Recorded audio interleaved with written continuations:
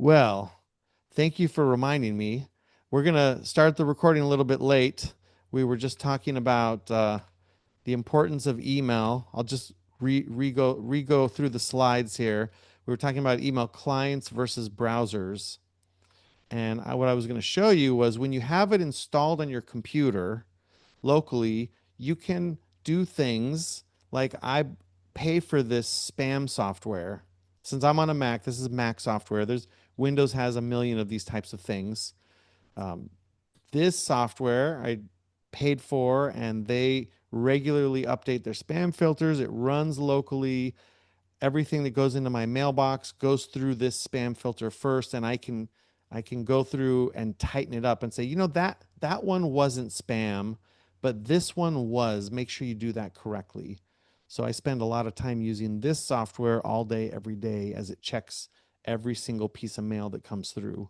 And since I have the mail on my phone and the mail on my tablet, if I leave my desktop computer on, then everything will get tagged through my spam sieve and get filtered appropriately. And then I can go in and check the junk mail. Inevitably, something gets marked as junk. But that's one of the benefits of having it as an email client versus in the web. Another benefit is I back up all my email every day locally to a local database on my computer. So when I do delete a message that was important, because that always happens, I know about myself, I over delete things.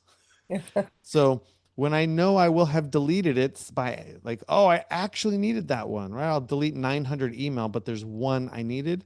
That one's going to be in my backup, and that backup is on my desk, like it's on my computer because I do everything locally in an email client. But Mhm. then I can't access those backups when I'm at work because it's only on my computer right here. Sometimes it's nice to be able to log into the browser, like even my personal email. When I log in at work, I will log into the web browser to check my personal email. And when I'm at home, I log into the web browser to check my work email. It's just it's nice to have the option to separate things. And there's some email, the really secure email like Proton and Tuta, those are web browser only. They don't have a desktop component. But just to make it more confusing, Thunderbird and EM client will both allow you to fully encrypt your email with your own private key and send messages to people that are as secure as Proton, but it's manual. So I know that was a mouthful. We'll come back to that after the break. That's going to make sense. Which two did you say? Proton, Tuta, and using GPG to encrypt your email locally, which G. Thunderbird and Oh, EM client allow you to do. So is inbox local and all mail server? So on Gmail, inbox is just the mail that comes in.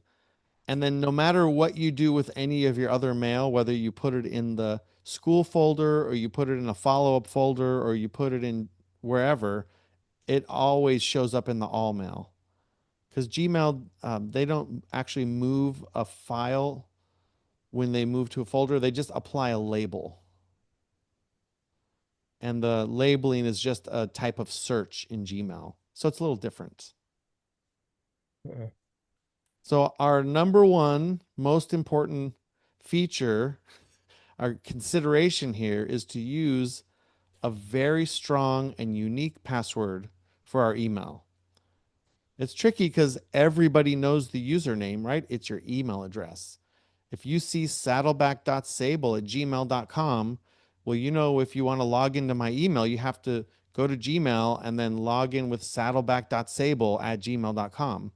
So my password has to be strong and unique, not the same one that I use for other websites. And we know from a couple weeks ago, we want that to be long. It doesn't have to be numbers or symbols. Doesn't even have to have uppercase. Just have it be 16 or 20 characters. If you have to remember it, make a bunch of words from the password manager. If you can just save it in your password manager, just make it gobbledygook. Who cares? If you can make a 32 character password, that's better. You know, the longer the better. And we have to protect our email just because it's so central. That's what we forgot to record was, you know, you want to reset your bank password, they send you an email. You want to reset your PayPal password, they send you an email. I can't log into Venmo, they send you an email. So we want to keep our email secure. Some email accounts allow you to have multi-factor. We talked about multi-factor a couple classes ago. If you have that option, turn it on. I have it on my Gmail account. It makes it really, really easy to log in. I just get a pop-up that says, "Do you want to use your passkey?" I click, and that's it.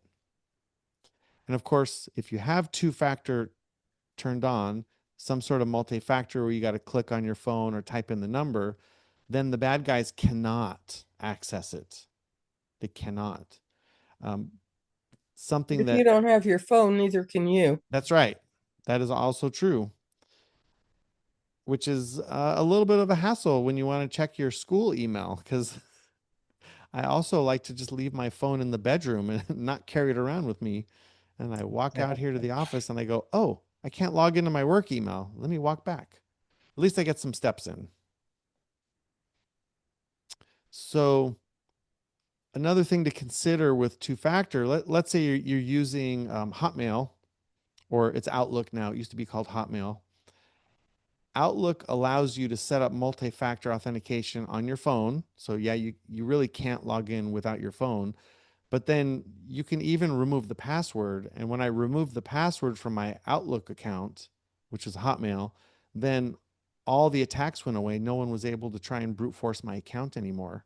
And I went from having a dozen attacks every day from all over the world to zero. So that was good. That was from removing your password? Yep, because I enabled the extra level of security on my Hmm. Microsoft email. Now, Arson asks if web-based email communication is less safe. Not really. It's more of a convenience. So Arson, for example, if you're using Proton because you want the most secure email and you're emailing me at my Proton mail account, we're both going to have to use the browser, and that's the only way, and it's the most secure. If you are emailing someone with a Gmail account and you want to send them an encrypted Gmail message, then you have to use the browser. It's more secure. But, and we'll do this a little bit more in the lab after the break, but if you want to just use your regular email, use your own key to send encrypted email to people, you can just do that, no problem. You can just do that from your Thunderbird or your EM client email. Whew, that's a lot, I know. Okay. Still don't understand how you make it encrypted. Well, that's what we're going to look at Okay. after we take a break. I don't want to fill everyone's brain up too much, or I don't want to give away all the secrets. I want everyone to come back.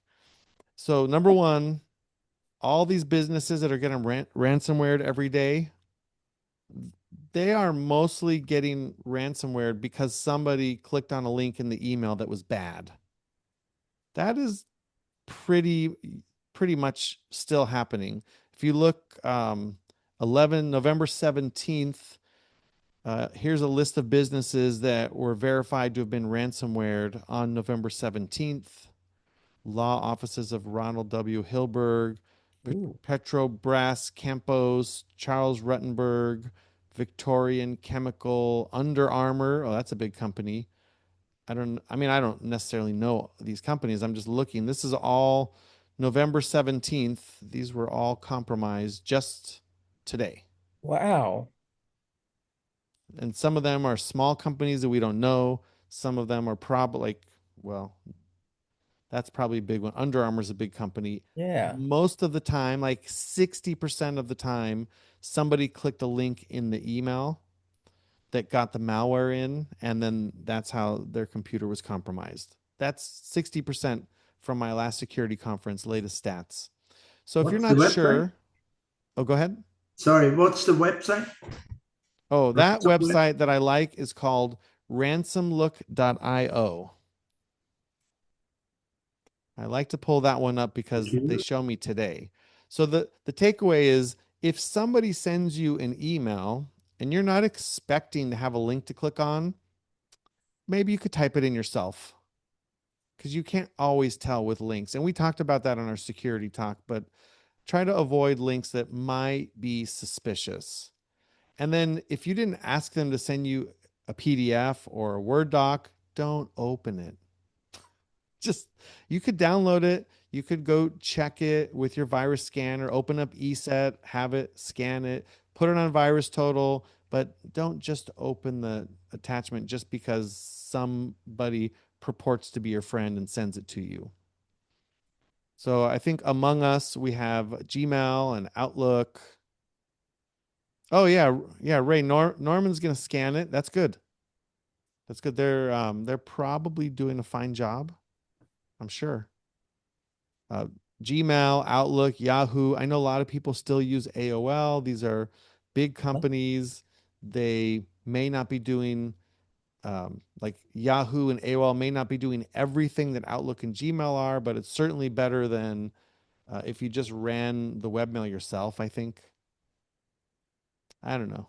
All right, we'll get back to that later. It is 10 till. I'm going to stop this recording.